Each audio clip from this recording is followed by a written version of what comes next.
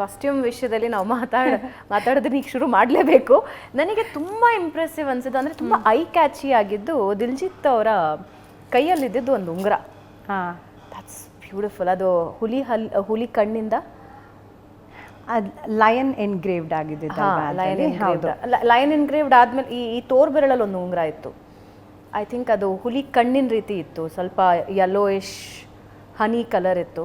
ಅದು ಹೋಲ್ ಅವರ ಲುಕ್ ಇತ್ತಲ್ಲ, ಓಕೆ, ಬಹಳ ಬ್ಯೂಟಿಫುಲ್ ಆಗಿತ್ತು, ಬಹಳ ಬ್ಯೂಟಿಫುಲ್ ಆಗಿ. ಆಮೇಲೆ ಕಾಂತಾರ 1ನಲ್ಲಿ ನಾವು ನಿಮ್ಮ ಶ್ರಮನ ನಾವು ನೋಡಿದ್ವಿ, ಆದರೆ ಕಾಂತಾರ 2ನಲ್ಲಿ ಕಂಪ್ಲೀಟ್ ಚೇಂಜ್, ಒಂದು ಬೇರೆ ಎರಾಗೆ ತೊಗೊಂಡು ಹೋಗಿದ್ದೀರಾ, ಆಗಿನ ಕಾಲಕ್ಕೆ ಏನು ಬೇಕು ನೋಡಿದ್ದೀರಾ, ಡೀಟೇಲ್ ವರ್ಕ್ಗಳು ಗೊತ್ತಾಗುತ್ತೆ. ನಾನು ಇವಾಗ ನಿಮ್ಗೆ ತೋರ್ ಬೆರಳಿಂದ ಒಂದು ಉಂಗುರ ಹೇಳಿದೆ, ರೀಕಾಲ್ ಮಾಡ್ತಾ ಇದ್ದ.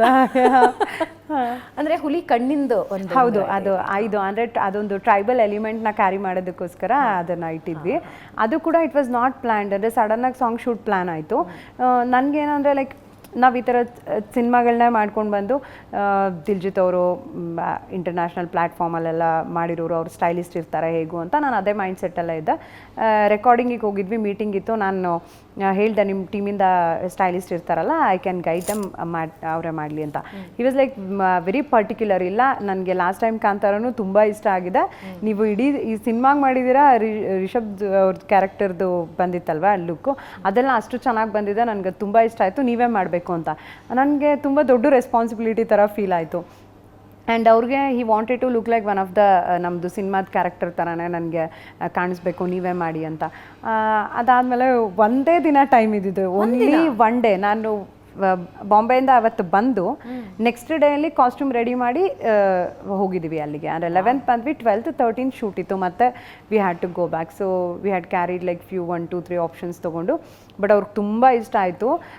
ನನಗೆ ತುಂಬ ಟೆನ್ಷನ್ ಆಗಿತ್ತು, ಅಂದರೆ ಹೇಗೆ ಅವರು ಕಂಫರ್ಟೇಬಲ್ ಫೀಲ್ ಮಾಡ್ತಾರಾ ಫಸ್ಟ್ ಟೈಮ್, ಗೊತ್ತಿಲ್ಲ ಅಲ್ವಾ. ಅಂದರೆ ಬಿಗ್ ಸೆಲೆಬ್ರಿಟೀಸ್ ಲೈಕ್ ಅದೊಂದು ಸ್ವಲ್ಪ ಟೆನ್ಷನ್ ಇತ್ತು ತಲೆಯಲ್ಲಿ. But he was very like grounded, ತುಂಬ ಚೆನ್ನಾಗಿ.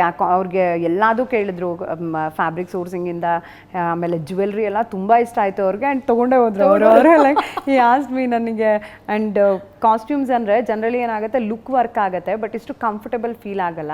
ನೀವು ಕೊಟ್ಟಿರೋ ಫುಟ್ವೇರಿಂದ ಬಟ್ಟೆ ಆಗಿರ್ಬೋದು, ಜ್ಯುವೆಲ್ರಿ ಎಲ್ಲದು ತುಂಬ ಕಂಫರ್ಟೇಬಲ್ ಆಗಿದೆ, ತುಂಬ ನಾನು ಹಾಕೊಂಡು ಐ ಕ್ಯಾನ್ ವಾಕ್, ಅಷ್ಟು ಚೆನ್ನಾಗಿದೆ. ಸೊ ನನಗೆ ತೊಗೊಂಡೋಗ್ತೀನಿ ಅಂತ